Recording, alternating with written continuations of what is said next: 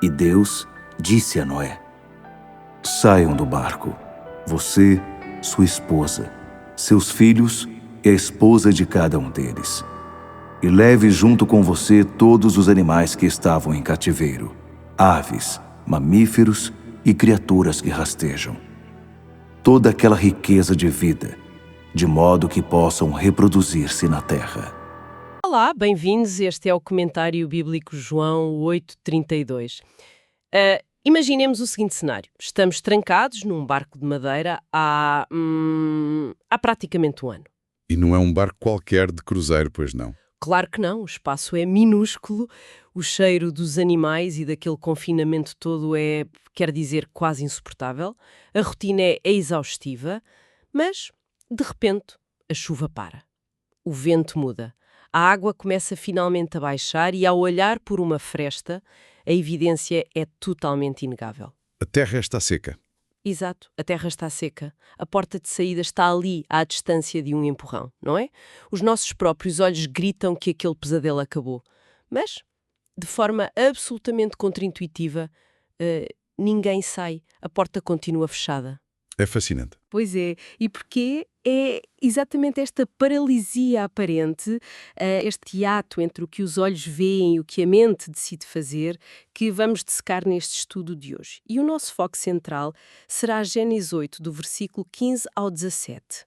E é um ponto de partida brilhante, devo dizer, porque toca na essência do comportamento humano perante a vontade divina. Estamos a falar daquele tipo de momento na narrativa bíblica que, bem, na superfície parece apenas uma nota de rodapé logística. Tipo, a água desceu, a família sai do barco, fim da história, vamos todos para casa. Exatamente isso. Mas quando examinamos o texto de perto, percebemos que o livro de Gênesis não está minimamente interessado em dar-nos um boletim meteorológico.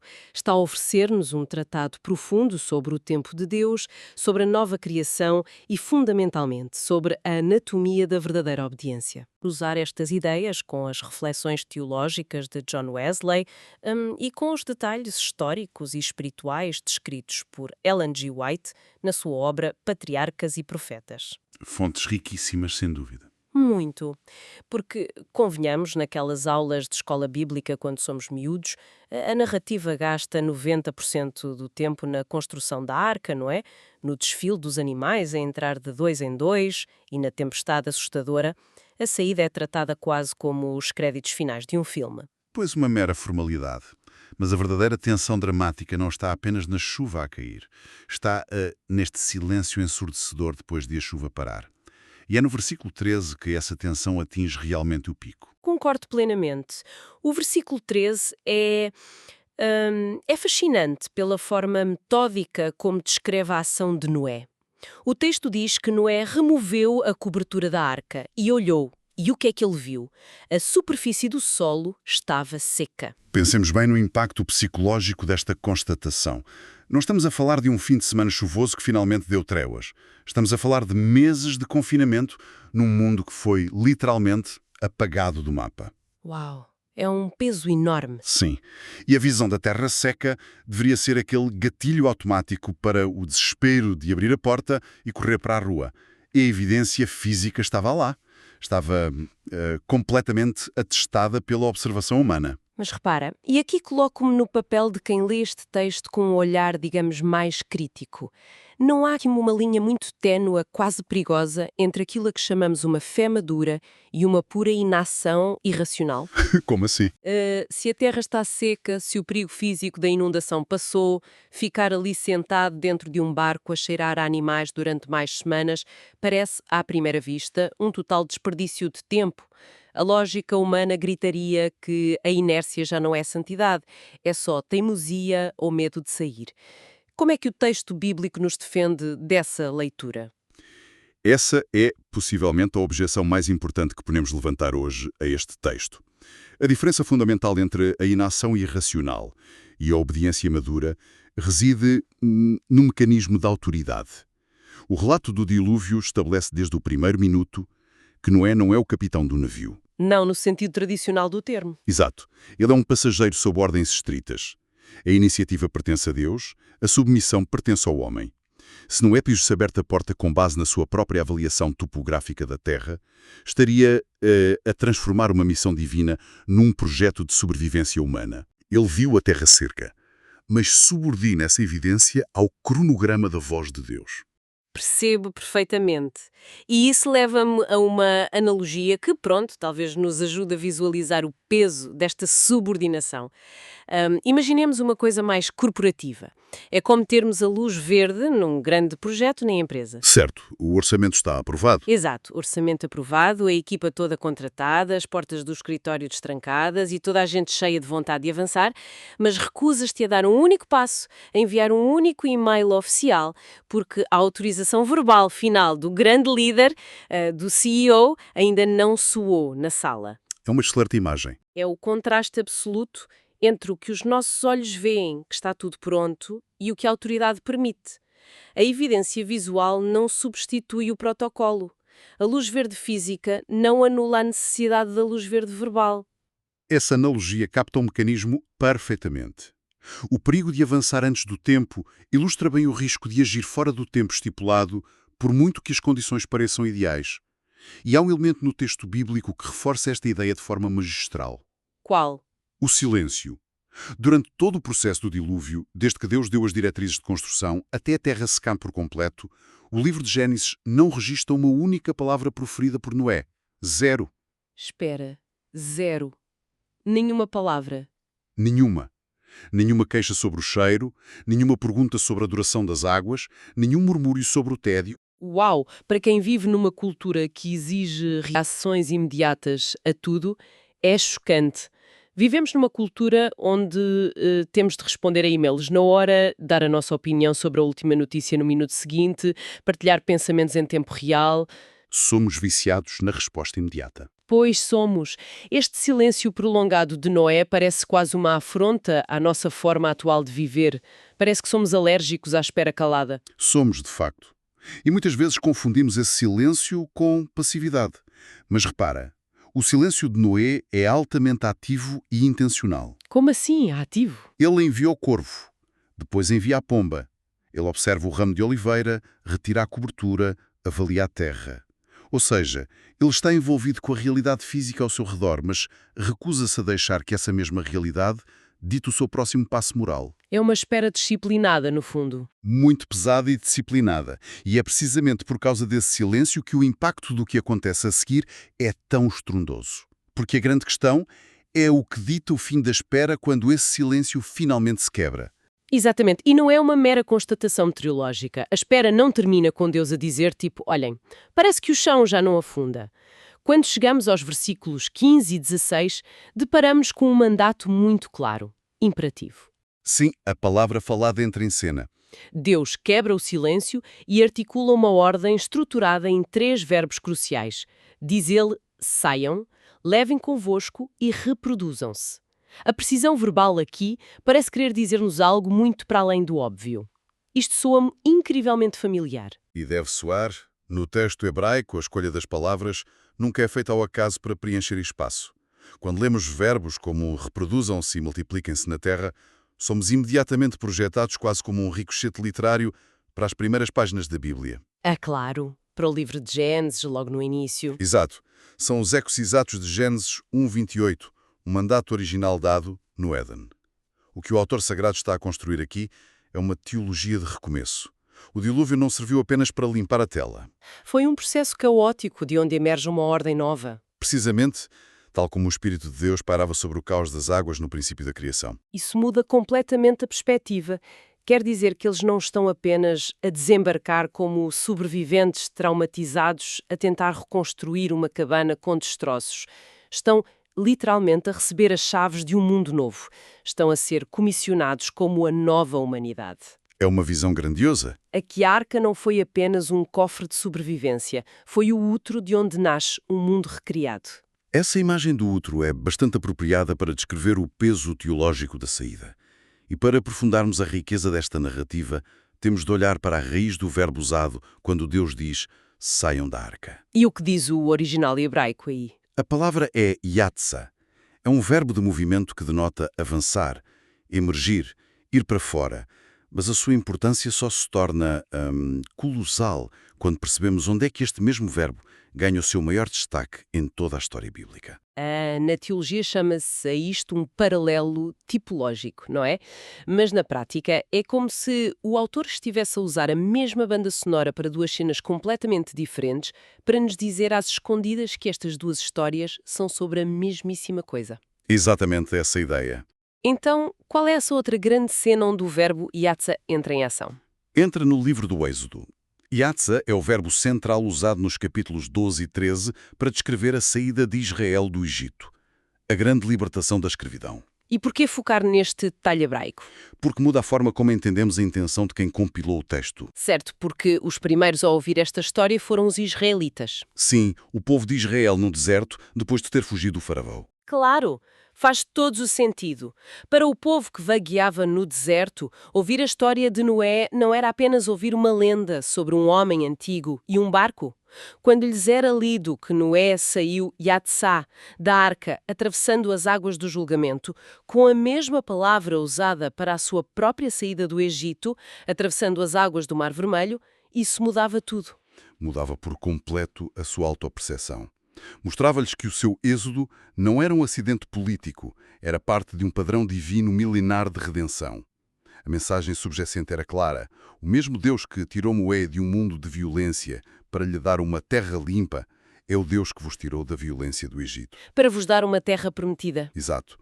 A saída da arca estabelece o precedente de que Deus salva atravessando o caos e trazendo para a novidade de vida.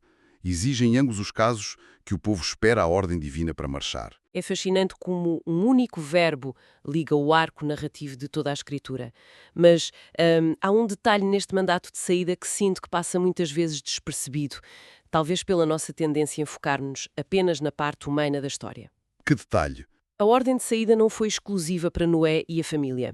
O versículo 17 usa uma expressão abrangente. Deus manda retirar toda aquela riqueza de vida, ou, no hebraico literal, toda a criatura viva, o Kol Hayah. E quando lemos as notas de John Wesley sobre este trecho, há ali uma visão muito profunda sobre esta inclusão animal. John Wesley tinha uma capacidade notável para extrair princípios morais destes detalhes logísticos.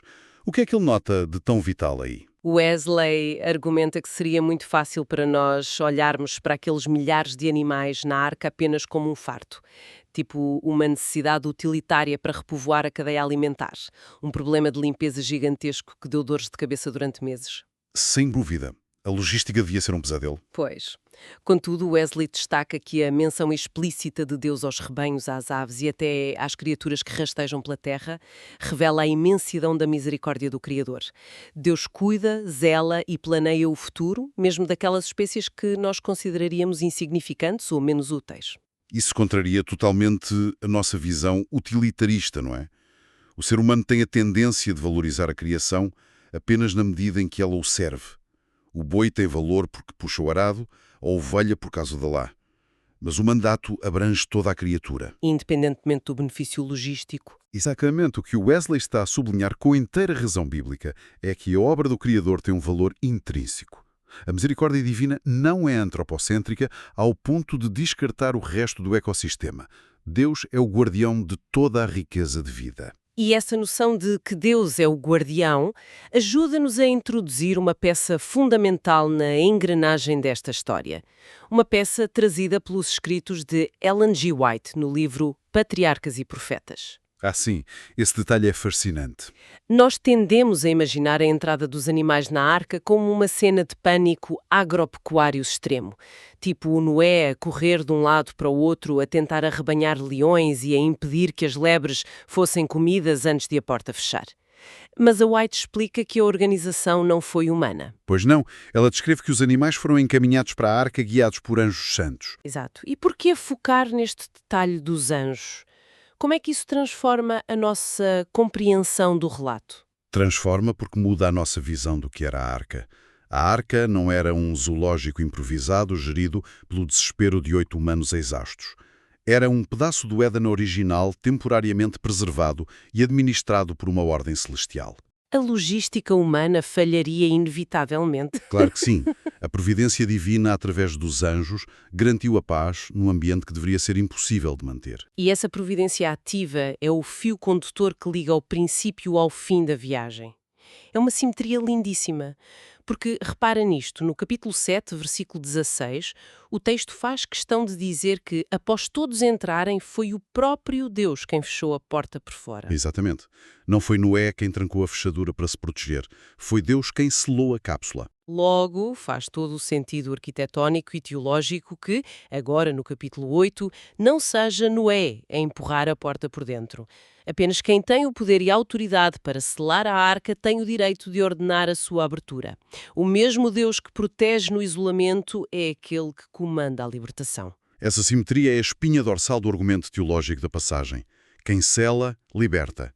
Quem esconde, revela. Quem protege da morte, comissiona para a vida. E é ao compreender esta dinâmica inquebrável que conseguimos fazer a ponte para a nossa vivência diária de fé hoje em dia. Exatamente. Como é que pegamos nesta dinâmica riquíssima e a aterramos na realidade cotidiana?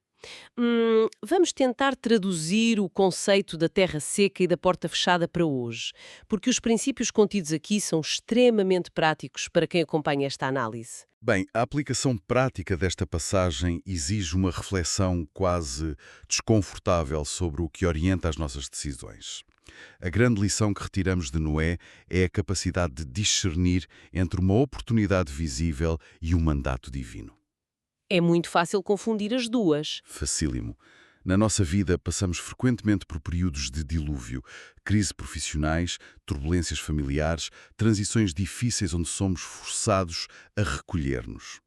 E então, após uma espera angustiante, a terra começa a secar. As circunstâncias parecem melhorar. Exato. O mercado de trabalho abre uma oportunidade, um conflito abranda, as condições exteriores parecem gritar avança, a porta não está trancada à chave. E esse é o cenário perfeito para a velha lógica do se a oportunidade apareceu é porque é para aproveitar já, não é? A típica conveniência humana, sem dúvida. Mas a história mostra-nos a diferença brutal entre o que os nossos olhos consideram conveniente e o que o tempo de Deus considera estar pronto. Agir precipitadamente, apenas movidos pela ausência de risco aparente, é operar por presunção. E a presunção frequentemente leva a becos sem saída. Pois leva. A disciplina de Noé ensina-nos que a paz verdadeira não vem apenas de fazer uma escolha que parece lógica, mas de fazer a escolha certa no momento designado para ela acontecer. Em suma, a verdadeira obediência, a tal fé madura de que falámos no início, não consiste meramente em executar boas ações. Consiste em caminhar em sincronia com o relógio do Criador, com a consciência de que a sua supervisão inclui toda a riqueza da nossa vida. Absolutamente. E isto leva-nos a uma daquelas questões retóricas que obrigam a uma paragem para pensar. Em que áreas específicas, nos dias de hoje, poderemos estar, figurativamente, dentro da arca? A olhar impacientemente pela janela? A constatar que a tempestade passou? A ver o sol brilhar? A segurar com força a maçaneta da porta? Mas a precisar urgentemente de manter a disciplina para esperar pela palavra de ordem? O confronto que essa pergunta traz é inevitável. Nós detestamos não ter o controle da maçaneta da porta. A nossa inclinação natural é valorizar a ação e menosprezar a espera. Vemos a inércia temporária como um desperdício? Pois vemos. No entanto, é essa mesma espera, respeitando a ordem divina, que estrutura a nossa resiliência. Porque o mundo que espera lá fora nunca é o mesmo mundo que deixamos para trás. Exigirá uma postura nova, forjada na disciplina da arca. Uma perspectiva que transforma o tempo perdido num período intensivo de preparação. É lindo. E, para finalizar a nossa exploração deste texto inesgotável, gostava de colocar um último pensamento provocador sobre a mesa. Força, estou curioso. Algo que constrói sobre tudo o que dissemos. Falamos extensamente sobre o profundo e disciplinado silêncio de Noé dentro da arca. Meses a fio sem um lamento, apenas focado na tarefa e à escuta. Sim, o silêncio ativo. Pois, se esse isolamento silencioso foi a câmara de preparação que lhe permitiu afinar os ouvidos e discernir com clareza a única ordem que importava, até que ponto o ruído ininterrupto do nosso mundo moderno nos deixa surdos? Estaremos tão ocupados a produzir ruído na nossa própria arca que, quando a ordem para avançar é proferida, a deixamos passar em branco. É o grande desafio. Identificar que o ruído contínuo é frequentemente a ferramenta mais eficaz para abafar a clareza espiritual. Não basta que a terra esteja seca. É preciso ter capacidade auditiva para perceber o momento de a pisar. Sem dúvida, o silêncio é a sala de espera da clareza. E é com esta ponderação de peso que fechamos a nossa profunda análise deste texto singular de Gênesis 8. Fica o desafio prático de avaliarmos a qualidade da nossa espera e o volume do nosso ruído interno. O nosso muito obrigada pela companhia e pela vontade de dissecar as Escrituras de forma rigorosa conosco. Um prazer imenso. Que as ideias partilhadas hoje continuem a promover reflexões construtivas. Sugerimos sempre que leiam o texto original, explorem as notas históricas por conta própria e continuem a fortalecer essa fé que compreende a diferença entre a luz verde das circunstâncias e a ordem de Deus. Um grande abraço, muito obrigada pela excelente sintonia e até ao nosso próximo estudo. Até à próxima. Continuem a ler, a questionar e a escutar com atenção. Um abraço a todos.